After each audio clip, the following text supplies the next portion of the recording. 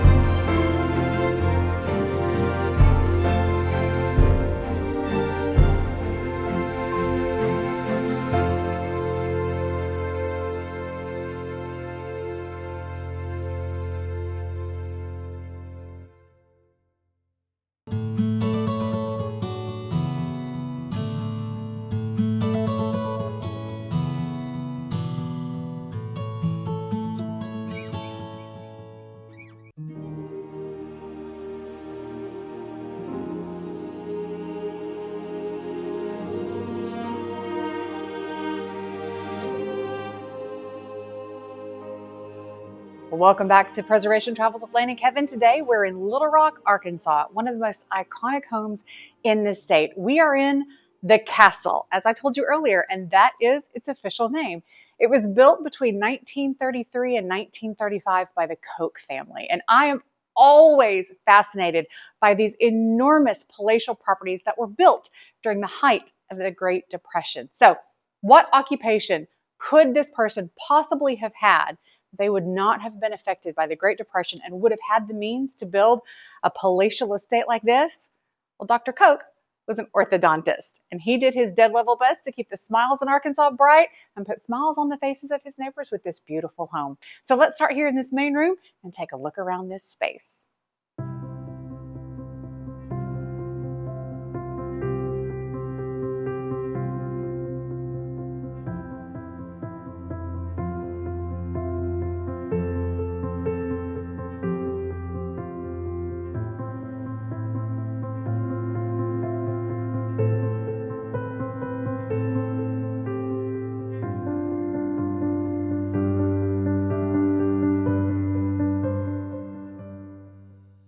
This home was designed by the Thompson firm, which was, of course, the most popular architectural firm headed by Charles Thompson here in Arkansas from about 1900 to 1930-ish. And this is in that 1930s period. Now, it's a very interesting style of home. It has elements of Spanish Revival, Jacobean Revival, Tudor revival and a little bit of just general medieval thrown in for fun. So it's a amalgamation of styles that create the look of a medieval European castle. But one of the centerpieces of this whole home is this beautiful three-dimensional cast plaster mantelpiece. I would love to have the opportunity to peel back the layers of paint that are over the surface of this mantle. Now you can see they've done a gorgeous job with the relief. They've done an overwash so you can really see the tones, but on close inspection, you can see that every one of these soldiers that's in this intense battle scene has individual facial features. So if we could peel back the layers of paint that have been added over 100 years, you can only imagine the level of detail that you would see in this incredible piece. But as it is, still high relief, an incredible centerpiece of what would have been the main entertaining room in this space.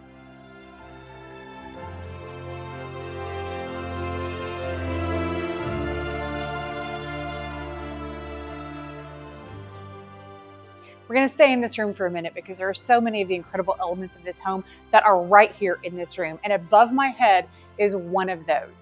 All of the timber and stone used in the construction of this home was sourced right here on the property. So this is all native Arkansas timber and stone. But I love the way this coffered ceiling has been created to look like it was hand hewn. Obviously it wasn't. We're well into the 30s. We're well into the Industrial Revolution. This is all mechanized, but they've hatched into it to give it these faux hatch marks, which interestingly still look very, very uniform. It's like we've lost the skill of making something look truly hand hewn. But you can see all of the original 1930s stencil work is extant on these pieces. And around the perimeter, you have what looks like additional raised carving on wood on these two walls. But those are actually plaster. They're cast into the plaster wall and have been painted over in a faux grain finish to make them look like wood. Now this beautiful French door bay that leads out onto this exquisite rock terrace on this side of the wall, you'll see that these are all steel windows. They look very modern, but every single one of these steel framed windows in this house are original to the property. So you do have all of your original windows from 1933 to 35, all in this cast steel, still wonderfully functional, just like the day they were made.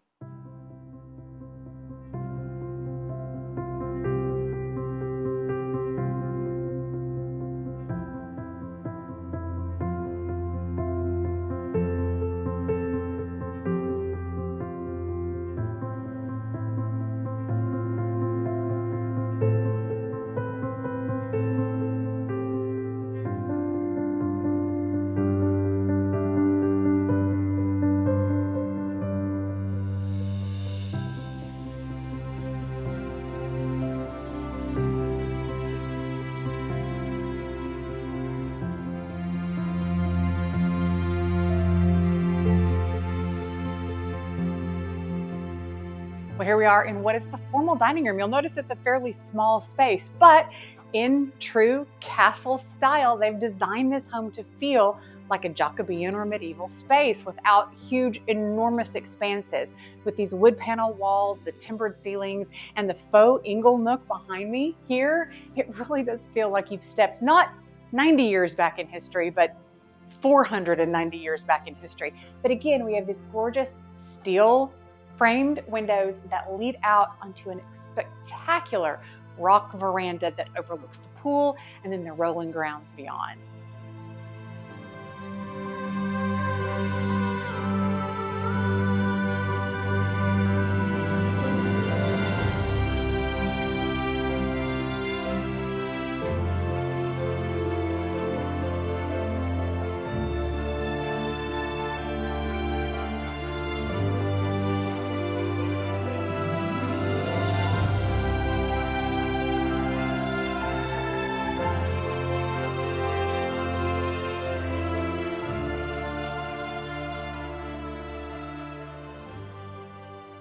And houses of this size, of this era, we always get asked about the servants' quarters or the servants' stairs. Well, behind this door would have originally been servants' quarters and servants' stairs. Now, I want you to notice something kind of interesting. From the outside, from the main part of the house, this has a swivel lock. So it could have been locked from this side. From the opposite side, the only way to unlock the door is with a key. So that tells me that after hours, when the servants were all put to bed, everybody was asleep in the house, the only people who could have accessed this door to get into the main part of the house would have been the head butler or the head housekeeper. Come in here, I want to give you a look at the domestic quarters. These are the domestic quarters. These are spaces that never would have been seen by the family or by guests who visited, but they're still very, very nice areas. We're standing inside what would have been the breakfast or eating area, breakfast room, eating room for the staff. You'll see it still has its original built-in banquette, accessing the kitchen, which is a galley kitchen. So you have an entrance from the servant side, and then the secondary entrance is into the formal dining room. But we have this gorgeous original steel-clad window that looks out onto the grounds. So the domestic help here would have had a beautiful view onto the grounds as well. And behind me are the bedrooms for the staff. So I'm going to take you in there and let you take a look at those and the staircase that leads down into the garage. So the chauffeur could have come up from the garage and into his bedroom.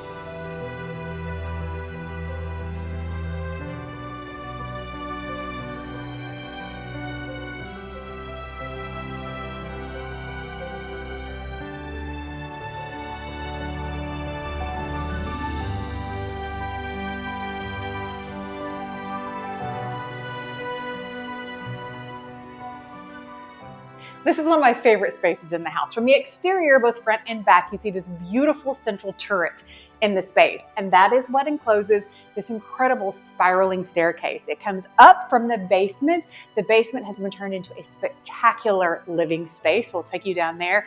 Then you rise to the first floor, which is the family's floor that we just showed you, and then on up into the second floor, which are the family's bedrooms.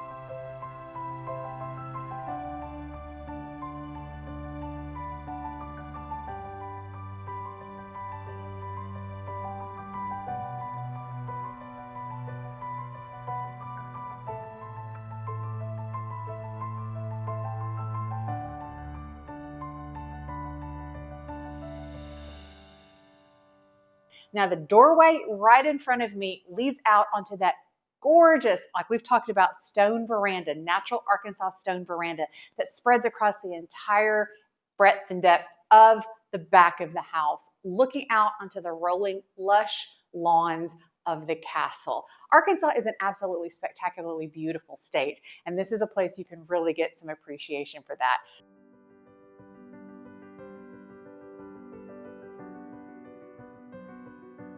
We're going to take you upstairs and show you the private family quarters that would have been the family bedrooms in the 1930s, and then I'm going to take you on a very, very special trip to the 4th floor.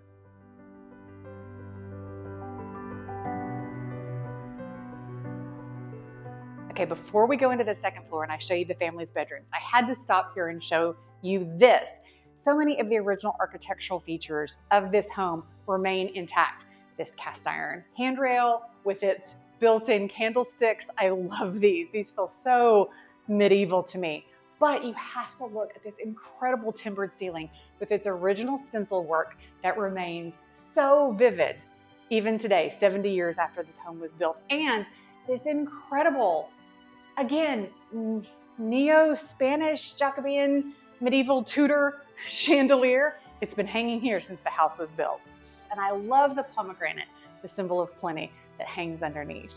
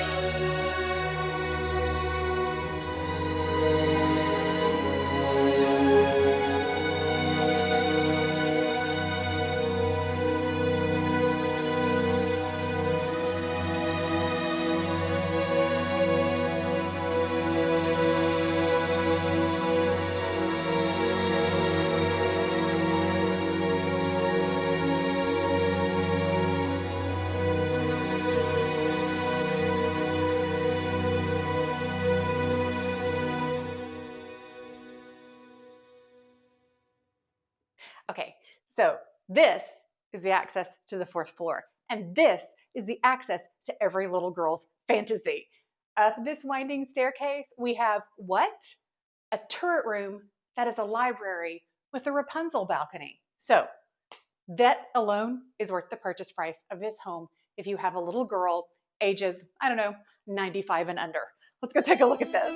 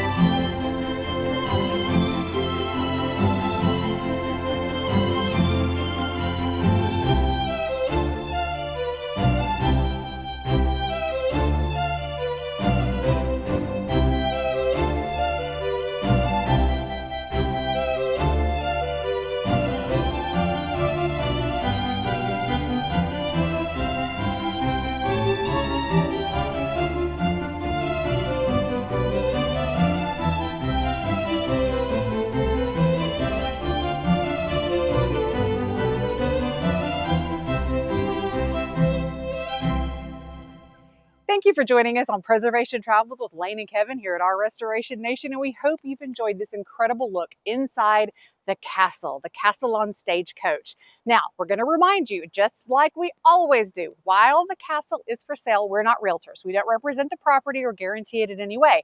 But if you are looking for a spectacular historic property that also has been doubling as a very successful event space for the last few years, we're going to put the Zillow link in the description below, so maybe you can reach out to that realtor and see if you are the next steward of this incredible property. Goodbye for now, and we'll see you next time on Preservation Travels with Lane and Kevin here at our Restoration Nation.